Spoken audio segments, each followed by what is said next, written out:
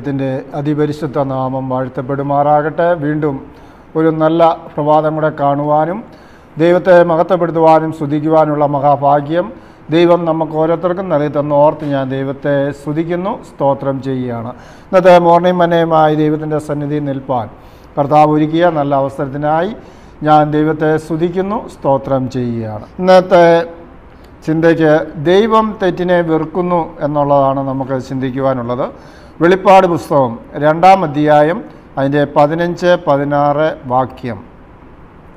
ആവണ്ണം നിക്കവല്യരുടെ ഉപദേശം കൈക്കൊള്ളുന്നവർ നിനക്കുണ്ട്. ആകയാൽ മാനസാന്തരപ്പെടുക, അല്ലാഞ്ഞാൽ ഞാൻ വേഗത്തിൽ വന്ന് എൻ്റെ വായിലെ വാളുകൊണ്ട് അവരോട് പോരാടും. ദൈവം തെറ്റിനെ വെറുക്കുന്നുവെന്ന് നമുക്കെല്ലാവർക്കും അറിയാവുന്നതായ ഒരു വലിയ കാര്യമാണ്. മനുഷ്യനും ദൈവവുമായി അകന്നിരിക്കുവാനുള്ള ഏറ്റവും പ്രധാനപ്പെട്ട കാര്യമാണ് മനുഷ്യൻ്റെ തെറ്റ് അല്ലെങ്കിൽ മനുഷ്യൻ്റെ പാപം എന്ന് പറയുന്നത്. അപ്പോൾ ആ പാപത്തെ നാം മനസ്സിലാക്കിക്കൊണ്ട് അത് ഏറ്റുപറഞ്ഞ് ഉപേക്ഷിച്ച് ദൈവത്തിൻ്റെ സന്നിധിയിലേക്ക് കടന്നു ചെല്ലുന്നവരെ ദൈവം ചേർത്ത് നിർത്തുന്നു, അവരുടെ പാപങ്ങളെ ക്ഷമിക്കുന്നുവെന്ന് നമുക്ക് കാണുവാനായിട്ട് സാധിക്കുന്നുണ്ട്. പ്രിയമുള്ളവരെ, അതുകൊണ്ടാണ് സുവിശേഷം അറിയിച്ച് സകല മനുഷ്യരും മാനസാന്തരപ്പെട്ട് കർത്താവായ യേശു ക്രിസ്തുവിനെ രക്ഷിതാവായി സ്വീകരിക്കണമെന്നുള്ള ആ വലിയ സന്ദേശം ലോകത്തോട് വിളിച്ചു പറയുവാൻ തക്കവണ്ണം നാം ഓരോരുത്തരും ഇന്ന് ഇവിടെയായിരിക്കുന്നത്. നമുക്കെല്ലാവരോടും പറയുവാനായിട്ടുള്ള ഒരേ ഒരു കാര്യമാണ് മാനസാന്തരപ്പെട്ട് കർത്താവായ യേശു ക്രിസ്തുവിനെ രക്ഷിതാവായി സ്വീകരിക്കുക, സ്വർഗരാജ്യം അവകാശമാക്കുവാൻ ദൈവത്തിൻ്റെ കൽപ്പന അനുസരിച്ചുകൊണ്ട് യേശുവിൻ്റെ സ്വഭാവമുള്ളവരായി നാം ക്രിസ്തീയ ജീവിതം നയിക്കുമ്പോൾ തീർച്ചയായും ആ ദൈവവും മനുഷ്യനും തമ്മിലുള്ളതായ അകലത്തെ വിട്ടുകൊണ്ട് ദൈവത്തോട് കർത്താവായ യേശു ക്രിസ്തുവിനോട് പറ്റിച്ചേർന്നുകൊണ്ട് ജീവിക്കുവാനുള്ള വലിയൊരു അവസരമാണ് സ്വർഗ്ഗത്തിലെ ദൈവം നമുക്ക് ഈ ഭൂമിയിൽ ചില ദിവസങ്ങൾ നമുക്ക് നൽകി തന്നിരിക്കുമ്പോൾ ഉള്ളത് എന്ന് നമുക്ക് കാണുവാനായിട്ട് സാധിക്കുന്നുണ്ട്. എന്നാൽ ഇവിടെ രണ്ട് സഭകളെ വ്യത്യസ്തമായിട്ട് ഇവിടെ എടുത്തു പറയുകയാണ്. എഫെസോസിലെ സഭ നിക്കോലിയവരുടെ പ്രവൃത്തികളെ വെറുത്തപ്പോൾ, വെളിപ്പാട് പുസ്തകം 2:6 അപ്രകാരമാണ് പറയുന്നത്.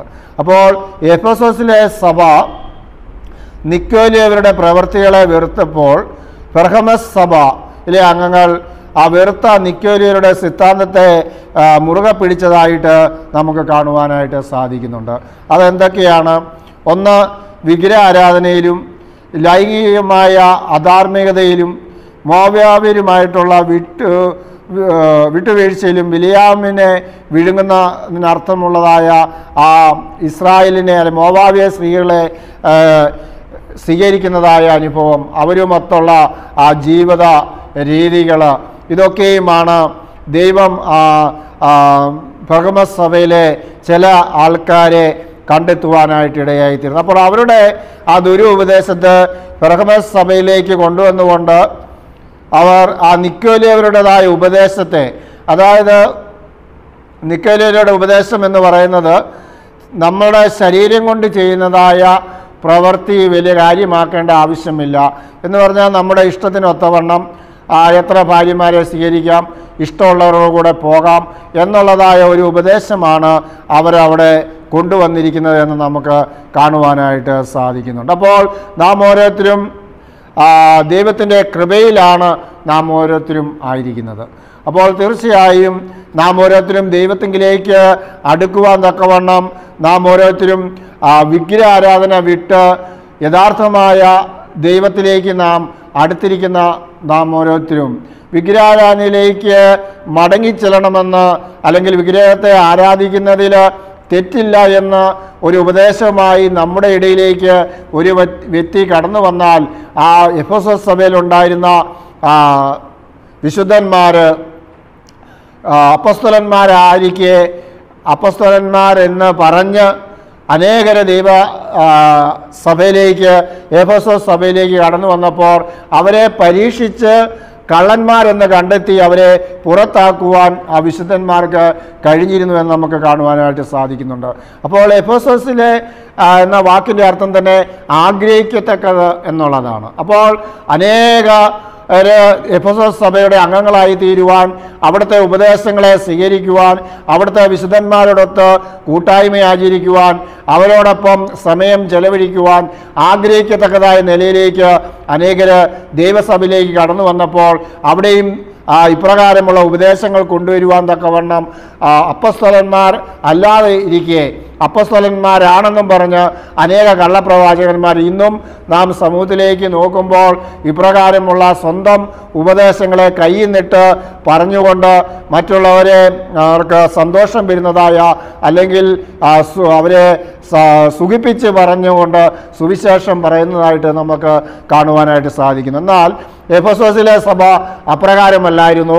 അവർ അതിനെയൊക്കെയും തിരിച്ചറിഞ്ഞുകൊണ്ട് ദൈവവചനത്തിന് വിരുദ്ധമായി ഏത് അപ്പോസ്തലൻ പ്രസംഗിച്ചാലും അതിനെ അങ്ങനെയല്ല എന്ന് തിരുവചനത്തിൽ ശോധന ചെയ്തുകൊണ്ട് അതിന് മറുപടി കൊടുക്കുന്നതായ വിശുദ്ധന്മാരാണ് എഫെസോസ് സഭയിൽ ഉണ്ടായിരുന്നതെന്ന് നമുക്ക് കാണുവാനായിട്ട് സാധിക്കും. എന്നാൽ പെർഗമസ് സഭയിലേക്ക് കടന്നു വരുമ്പോൾ ഇപ്രകാരമുള്ള ഉപദേശങ്ങളെ മുറുകെ പിടിക്കുവാൻ ചില ആൾക്കാരെ സഭയിലേക്ക് കൊണ്ടുവരികയും അനേകരെ തെറ്റിക്കുവാൻ തക്കവണ്ണം അവരുടെ ജീവിത രീതിക്ക് വിഗ്രഹ ആരാധനയിൽ നിന്നും മാറി നിന്ന പ്രിയപ്പെട്ടവരെ അല്ലെങ്കിൽ ഏകഭാര്യത്വം സ്വീകരിച്ചുകൊണ്ട് വിശുദ്ധിയോടെ ജീവിച്ച വിശുദ്ധന്മാരെ അവർ ശാരീരികമായ ഭൗതികമായ സുഖങ്ങൾക്ക് വേണ്ടി ആ വിശ്വാസത്തിൽ നിന്നും വ്യതിചലിപ്പിക്കുവാൻ ദൈവ പ്രയത്നം ചെയ്ത നിക്കോലിയരുടെ ഉപദേശങ്ങളെ അവർ കൊണ്ടുവരുന്നതായിട്ട് നമുക്ക് കാണുവാനായിട്ട് സാധിക്കുന്നുണ്ട്. അപ്പോൾ അങ്ങനെ ആ വിശ്വാസത്തിൽ നിന്നും ദൈവസന്നിധിയിൽ നിന്നും ദൈവവുമായിട്ടുള്ള അവരുടെ ബന്ധത്തെ തൂത്തെറിഞ്ഞുകൊണ്ട് സാത്താൻ്റെ വശത്തേക്ക് അവരെ കൊണ്ടുവരുവാൻ, നിത്യനാശത്തിലേക്ക് അവരെ വഴിതിരിച്ചു വിടുവാൻ തക്കവണ്ണം ഇപ്രകാരമുള്ള സുവിശേഷകന്മാർ യഥാർത്ഥ സത്യസഭയിലേക്ക് നുഴഞ്ഞു കയറിയതായിട്ട് നമുക്ക് കാണുവാനായിട്ട് സാധിക്കുന്നുണ്ട്. നിക്കോലിയരുടെ അടിസ്ഥാന വിശ്വാസം എന്നത് മിക്ക ക്രിസ്തീയ സഭകളിലും ഇന്ന് വ്യാപിക്കുന്നതായിട്ട് നമുക്ക് കാണുവാനായിട്ട് സാധിക്കുന്നുണ്ട്. ദൈവത്തിൻ്റെ നിയമമായ 10 കൽപ്പന ക്രിസ്തു ഇല്ലായ്മ ചെയ്തു എന്ന് അവകാശപ്പെടുന്ന സഭകളിൽ കൽപ്പനയ്ക്കെതിരായ സിദ്ധാന്തം കാണപ്പെടുകയാണ്. എന്നാൽ ഞങ്ങൾ നിയമത്തിൻ്റെ കീഴിലല്ല കൃപയിൽ കീഴിലാണ് എന്ന തെറ്റായ ധാരണയിലാണ് അവർ. ഇതൊക്കെ റോമാലേഖനം 6:14 പരിശോധിക്കുകയാണ്. നമ്മുടെ ശരീരം കൊണ്ട് നാം എന്ത് ചെയ്യുന്നു എന്നത് പ്രശ്നമല്ലെന്ന് നിക്കോലിയവർ വിശ്വസിച്ചു. എന്നാൽ നമ്മുടെ ശരീരത്തിൻ്റെ പാപകരമായ ഉപയോഗം നമ്മുടെ രക്ഷയെ ബാധിക്കുമെന്ന് ബൈബിൾ പഠിപ്പിക്കുകയാണ്. അപ്പോൾ ബൈബിൾ എന്ത് പഠിപ്പിക്കുന്നോ അതിന് വിരുദ്ധമായിട്ടാണ് നിക്കോലിയവരുടെ ഉപദേശം അല്ലെ സാത്താൻ്റെ ഉപദേശം നിലനിൽക്കുന്നത് എന്ന് നമുക്ക് കാണുവാനായിട്ട് സാധിക്കുന്നുണ്ട്. അപ്പോൾ ശരീരത്തിൻ്റെ പാപകരമായ ഉപയോഗം നമ്മുടെ രക്ഷയെ ബാധിക്കുന്നുവെന്ന് ബൈബിൾ പഠിപ്പിക്കുമ്പോൾ ശരീരം കൊണ്ട് നാം എന്ത് ചെയ്യുന്നതും ഒരു പ്രശ്നമല്ല എന്ന് നിക്കോലിയ അവർ വിശ്വസിച്ചതായിട്ട്, എന്ന് പറഞ്ഞാൽ ഈ ലോകത്തിൻ്റെതായ എല്ലാവിധമായ സുഖ സൗകര്യങ്ങളും അനുഭവിച്ചുകൊണ്ട് നാം സ്വർഗരാജ്യം അവകാശമാക്കാൻ സാധിക്കുമെന്നുള്ള തെറ്റായ പഠിപ്പിക്കൽ നിക്കോലിയരുടെ ഇടയിൽ വ്യാപകമായി പഠിപ്പിച്ചതായിട്ട് നമുക്ക് കാണുവാനായിട്ട് സാധിക്കുന്നുണ്ട്.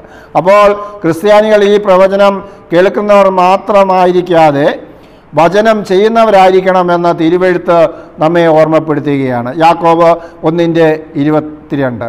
അപ്പോൾ ക്രിസ്ത്യാനികളായിരിക്കുന്ന നാം ഒക്കെയും ഇപ്രകാരമുള്ള ദൈവത്തിൻ്റെ മാറ്റമില്ലാത്തതായ തിരുവചനം കേട്ട് അനുസരിക്കുന്നവരായി തീരണമെന്ന് ദൈവത്തിൻ്റെ വചനം നമ്മെ ഓർമ്മപ്പെടുത്തുകയാണ്.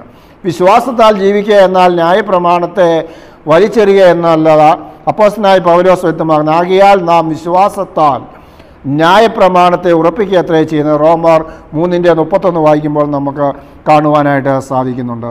ആകയാൽ നാം വിശ്വാസത്താൽ ന്യായപ്രമാണത്തെ ഉറപ്പിക്കുക അത്രേ ചെയ്യുന്നത്. അപ്പോൾ വിശ്വാസം, അതുകൊണ്ടാണ് ദൈവകൽപ്പനയും യേശുവിലുള്ള വിശ്വാസവും കാത്തുകൊള്ളുന്ന വിശുദ്ധന്മാരുടെ സഹിഷ്ണുത ഇവിടെ ആവശ്യം എന്ന് പറയുന്നത്. അപ്പോൾ ദൈവകൽപ്പനയും ആവശ്യമാണ്, യേശുവിനുള്ള വിശ്വാസവും ഒരു ത്രാസിൽ തൂക്കുമ്പോൾ അത് തുല്യമായി നിൽക്കുന്നത് പോലെ ദൈവകൽപ്പനയും വേണം, യേശുവിനുള്ള വിശ്വാസം. അവരെയാണ് വിശുദ്ധന്മാരെ എന്ന് തിരുവചനം പറയുന്നത്. അങ്ങനെ നമ്മുടെ ഹൃദയങ്ങളിൽ വസിക്കുന്ന ക്രിസ്തുവിൻ്റെ ശക്തിയാൽ കൽപ്പന അനുസരിക്കുന്നതും രക്ഷ സമ്പാദിക്കുന്നതിനും വെറും അനുഷ്ഠാനം എന്ന വിധം കൽപ്പന അനുസരിക്കുന്നതും തമ്മിൽ വ്യത്യാസമുണ്ട്. ഇതിനെതിരെ പൗലോസ് എഴുതിയ ലേഖനം, അതുകൊണ്ട് ന്യായപ്രമാണത്തിൻ്റെ പ്രവൃത്തികളാൽ ഒരു ജഡവും അവൻ്റെ സന്നിധി നീതീകരിക്കപ്പെടുകയില്ല, ന്യായപ്രമാണത്താൽ പാപത്തിൻ്റെ പരിജ്ഞാനം എത്രയേ വരുന്നത്. സ്തോത്രം. അപ്പോൾ ന്യായപ്രമാണം ഉള്ളതുകൊണ്ടാണ് പാപമുള്ളത്. അപ്പോൾ കൽപ്പനാ ലംഘനമാണ് പാപമെന്ന് തിരുവചനം പഠിക്കുമ്പോൾ നമുക്ക് കാണുവാനായിട്ട് സാധിക്കുന്നു. അപ്പോൾ ന്യായപ്രമാണത്താൽ ഏതൊരു വ്യക്തിക്കും താൻ എന്ത് ചെയ്യണം എന്ത് ചെയ്യണ്ട എന്നുള്ള പൂർണ്ണമായ പരിജ്ഞാനം സ്വർഗത്തിലെ ദൈവം, യഹോവയാം ദൈവം സ്വന്തം കൈവിരലുകൊണ്ട് എഴുതിയതായ ന്യായപ്രമാണത്തിലൂടെ 10 കൽപ്പനയിലൂടെ മനുഷ്യർ എപ്രകാരമായിരിക്കണം എന്തനുസരിക്കണം എന്നുള്ളതിനെക്കുറിച്ച് നിത്യമായ യേശു യഹോവയാം ദൈവം മാറാത്തവനായതുകൊണ്ട് അന്ന് എഴുതി തന്നതായ ആ കൽപ്പനയ്ക്കോ വള്ളിക്കോ പുല്ലിക്കോ വ്യത്യാസമില്ലാതെ വണ്ണം സകല മനുഷ്യരും അനുസരിച്ചുകൊണ്ട് ജീവിക്കണമെന്നുള്ള ആ തിരുവെഴുത്ത് നമ്മെ ഇന്ന് പ്രിയമുള്ളവരെ ഇന്ന് പ്രഭാതത്തിൽ ഓർമ്മപ്പെടുത്തുകയാണ്. അപ്പോൾ എൻ്റെ വചനം കൈക്കൊള്ളാതെ എന്നെ തള്ളിക്കളയുന്നവനെ ന്യായം വിധിക്കുന്നവനുണ്ട്. ഞാൻ സംസാരിച്ച വചനം തന്നെ ഒടുക്കത്തെ നാളിൽ അവൻ എന്നെ ന്യായം വിധിക്കും. യോഹന്നാൻ 12:48.